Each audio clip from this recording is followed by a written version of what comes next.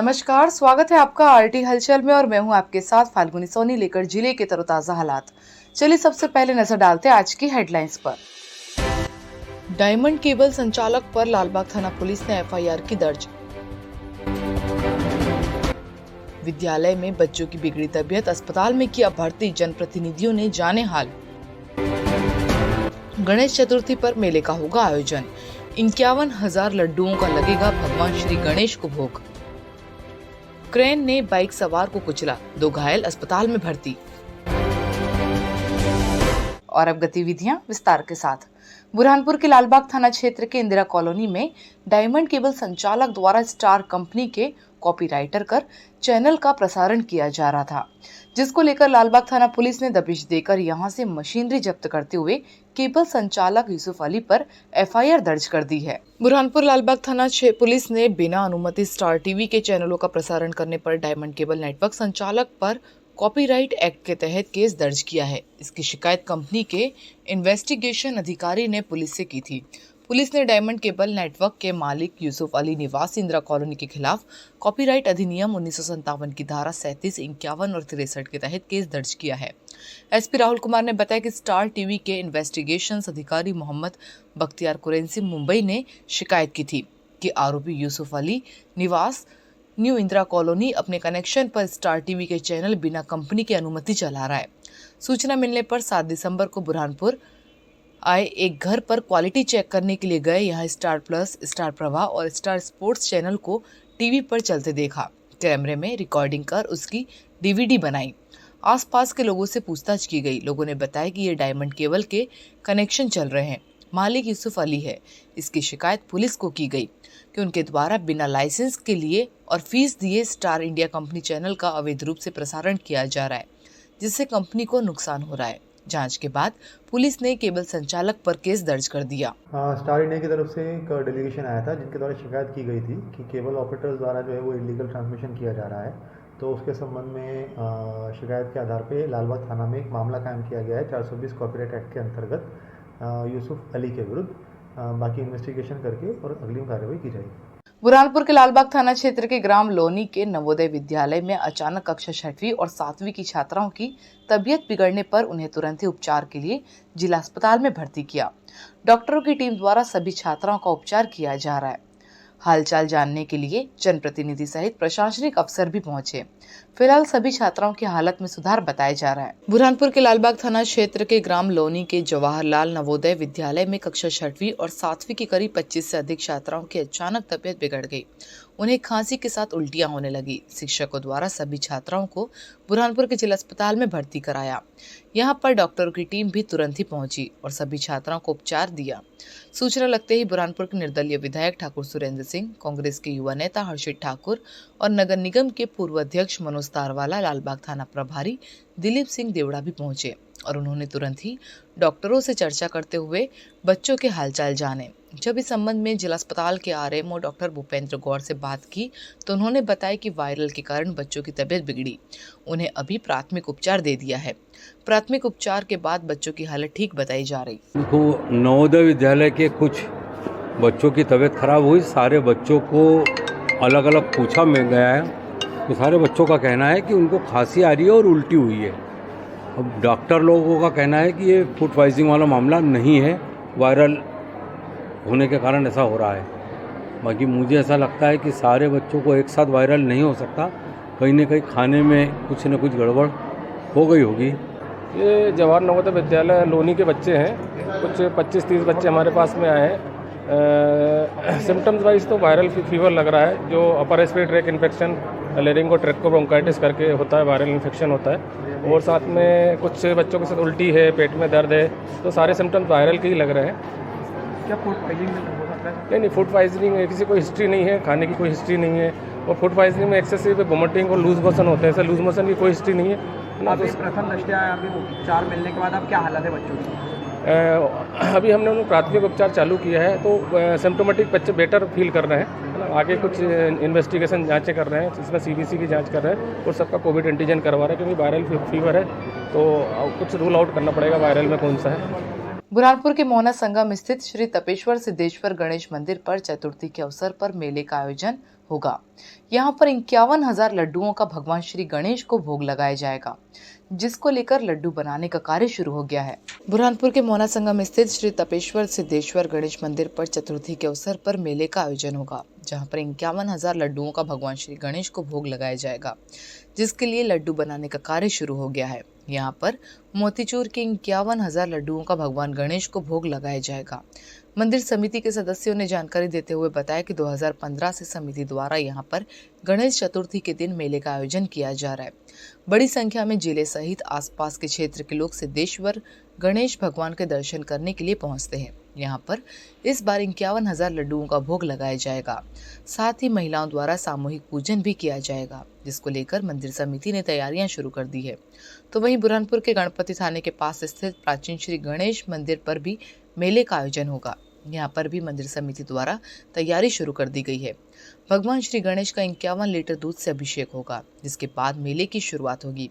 बड़ी संख्या में भक्त यहाँ पर पहुंचकर भगवान श्री गणेश के दर्शन करेंगे, जिसको लेकर मंदिर समिति द्वारा तैयारियां की जा रही है। जी, ये मेला मोहना संगम के पास सिद्धेश्वर गणपति मंदिर है। 2015-16 से हमारा रजिस्ट्रेशन हुआ, तब से हम लोग ये कार्यक्रम कंटिन्यू करते आ रहे हैं। सबसे पहले बुरहानपुर में 2.5 टन का एक बड़ा लड्डू बनाया था, फिर उसके बाद आगे बढ़कर 5 टन का एक बड़ा लड्डू बनाया, जो मतलब एक रिकॉर्ड है वो। आज कितना अब बनाया जा रहा है? इस बार मेले में क्या विशेषता है? इस बार 51,000 लड्डुओं का भगवान को भोग लगाया जा रहा है। ये भी 2.5 से 3 टन के आसपास का मटेरियल होता है करीब। और ये भक्त जो है वहाँ कंटिन्यू बढ़ते जा रहे हैं, क्योंकि उनकी मनोकामनाएं पूर्ण होती है। बहुत सिद्ध मंदिर है, जो कंटिन्यू लोग वहाँ आते हैं चतुर्थी को और बुधवार को जो आते हैं। अनेक लोग हमको कई कहानियाँ बताते हैं, पर ऐसे कहानियाँ हम लोग प्रचारित नहीं करते। क्या विशेष महत्व है कि कार्यक्रम हो रहा है यहाँ पर? क्या विशेष? गणेश जी की जयंती होती है इस दिन। गणेश जयंती के रूप में इस कार्यक्रम का उत्सव मनाया जाता है। बड़ी चतुर्थी मानी जाती है। बुरहानपुर के लालबाग थाना क्षेत्र के ग्राम लोनी में एक ट्रेन ने बाइक सवार को कुचल दिया, जिसमें 2 युवक गंभीर रूप से घायल हो गए। मौके पर बड़ी संख्या में लोगों की भीड़ जमा हो गई। मौजूदा लोगों ने घायलों को अस्पताल में भर्ती कराया, जहां पर डॉक्टर की टीम दोनों घायलों का उपचार कर रही है। बुरहानपुर जिले के लालबाग थाना क्षेत्र के ग्राम लोनी के पास क्रेन चालक ने बाइक सवार को रौंद दिया, जिसमें 3 युवक गंभीर रूप से घायल हो गए। घटना के बाद मौके पर बड़ी संख्या में लोगों की भीड़ जमा हो गई। मौजूदा लोगों ने घायलों को उठाकर रोड से एक और किया और क्रेन में फंसी हुई बाइक को निकाला, जिसके बाद आवागमन शुरू हुआ। सूचना लगते ही मौके पर भीम आर्मी के राष्ट्रीय उपाध्यक्ष दत्तू मेड़े पहुंचे और उन्होंने निजी वाहन की मदद से तीनों घायलों को उपचार के लिए बुरहानपुर के निजी अस्पताल में भर्ती कराया, जहां पर डॉक्टरों की टीम तीनों घायलों का उपचार कर रही है। फिलहाल पुलिस ने तीनों घायलों के बयान दर्ज कर जांच शुरू कर दी। गौरतलब है कि ग्राम लोनी में रहने वाले 3 युवक रावेर गए थे। रावेर से मोटरसाइकिल से अपने घर लौट रहे थे। इसी दौरान सामने से आ रही क्रेन ने उनकी बाइक को कुचल दिया, जिसमें 3 युवक घायल हो गए। बुरहानपुर ताप्ती नदी के राजघाट पर जिला प्रशासन की ओर से पानी रोकने के लिए बोरी बंधन का कार्य कराया जा रहा है। आज सांसद यहां पर श्रमदान करने के लिए पहुंचे और उन्होंने श्रमदान करते हुए अन्य लोगों से भी इस मुहिम से जुड़कर श्रमदान करने की अपील की है, ताकि ताप्ती नदी का जलस्तर बना रहे। बुरहानपुर की ताप्ती नदी के राजघाट पर जिला प्रशासन की ओर से बोरी बंधन का कार्य किया जा रहा है। आज इसी बोरी बंधन के कार्य में श्रमदान करने के लिए खंडवा संसदीय क्षेत्र के सांसद पहुंचे और उन्होंने यहां पर श्रमदान करते हुए अन्य लोगों से भी इस मुहिम से जुड़कर बोरी बंधन में श्रमदान करने की अपील की। गौरतलब है कि जिला प्रशासन की ओर से ताप्ती नदी का जलस्तर बना रहे, इसके लिए यहां पर बोरी बंधन किया जा रहा है। गर्मी के समय में ताप्ती नदी का जलस्तर सूखने के कारण ताप्ती नदी में लोग पैदल चल लेते हैं। ऐसी स्थिति न बने, इसके लिए जिला प्रशासन ने पहले से ही ताप्ती नदी का जल रोकने के लिए कार्य योजना बनाकर कार्य शुरू कर दिया। यहाँ पर सामाजिक संस्था से जनप्रतिनिधि और प्रशासनिक अफसर भी श्रमदान कर रहे हैं। इसी कड़ी में आज सांसद ने भी श्रमदान करने पहुंचे और लोगों से इस मुहिम से जुड़ने की अपील की है। देखिए, जन सहयोग से शासन, प्रशासन और आम जन के सहयोग से यहाँ ताप्ती नदी पर पानी रोको अभियान का शुभारंभ हो चुका है। और पानी का कितना महत्व है जीवन में, बगैर पानी के तो जीवन संभव ही नहीं है। और क्योंकि हमारे बुरहानपुर ज़िले में पानी की उपयोगिता बहुत ज़्यादा है, क्योंकि इरिगेटेड एरिया है, तो उसकी वजह से वाटर लेवल दिन पे दिन नीचे होते जा रहा है और ताप्ती मैया का पानी यहाँ से बहकर समुद्र में चला जाता है। लेकिन कई वर्षों से यहाँ के सब जनता के सहयोग से ताप्ती नदी पर बोरी बंधान करके पानी रोकने का प्रयास किया जाता है और ये कार्यक्रम काफ़ी सफल भी होता है। पानी रुकता है तो उससे वाटर लेवल जो है शहर को भी पानी की दिक्कत नहीं आती और आसपास के गाँव को भी पानी की दिक्कत नहीं आती। बुरहानपुर और आसपास गांव की जनता से आग्रह करूंगा कि जो ताप्ती नदी पर बोरी बंधान का कार्य चल रहा है उस कार्य के लिए सभी लोग तन मन और धन से सहयोग करें ताकि एक एक बूंद का पानी का सदुपयोग हो और पानी रुकेगा। बुरहानपुर जिले के शाहपुर थाना क्षेत्र के ग्राम दापोरा में प्रतिमा स्थापना को लेकर पिछले 8 दिन से विवाद की स्थिति बन रही है, जिसको लेकर आज मौके पर पहुंचकर एसडीएम और थाना प्रभारी ने ग्रामीणों को समझाइश दी। मंगलवार को आम सभा में प्रतिमा स्थापना का निर्णय होगा। बुरहानपुर जिले के शाहपुर थाना क्षेत्र के ग्राम दापोरा में शिवाजी महाराज की प्रतिमा को लेकर पिछले 8 दिनों से विवाद की स्थिति बन रही थी, जिसको लेकर आज भी ग्रामीण एकत्रित हो गए थे। सूचना लगते ही मौके पर एसडीएम दीपक चौहान और शाहपुर थाना प्रभारी विक्रम सिंह बामनिया पहुंचे और उन्होंने यहां पर पहुंचकर ग्रामीणों को समझाइश दी, जिसके बाद मामला शांत हुआ। मौके पर पहुंचे एसडीएम ने मंगलवार को गांव में ग्राम सभा रखने की बात कही, जिस पर ग्रामीणों ने सहमति देते हुए ग्राम सभा का निर्णय लिया। अब ग्राम सभा के माध्यम से ही मूर्ति की स्थापना का निर्णय लिया जाएगा। ग्रामीणों ने आरोप लगाते हुए कहा कि गांव में मूर्ति की स्थापना की जा रही है, लेकिन पंचायत के जिम्मेदारों द्वारा मूर्ति की स्थापना करने से रोका जा रहा है। तो वहीं पंचायत के जिम्मेदारों का कहना है कि जिस स्थान पर ग्रामीण मूर्ति की स्थापना करने की बात कर रहे हैं, इस स्थान पर गांव का बाजार लगता है, जिस कारण अव्यवस्था ना हो, इसको देखते हुए मूर्ति के लिए दूसरी जगह चिन्हित की जा रही है ताकि किसी प्रकार की ग्रामीणों को परेशानी ना हो। अब ग्राम सभा के माध्यम से ही मूर्ति स्थापना का स्थान चिन्हित किया जाएगा, जिसको लेकर मंगलवार को गांव में ग्राम सभा होगी। आज हम लोग यहाँ ग्राम दापोरा में आए हैं।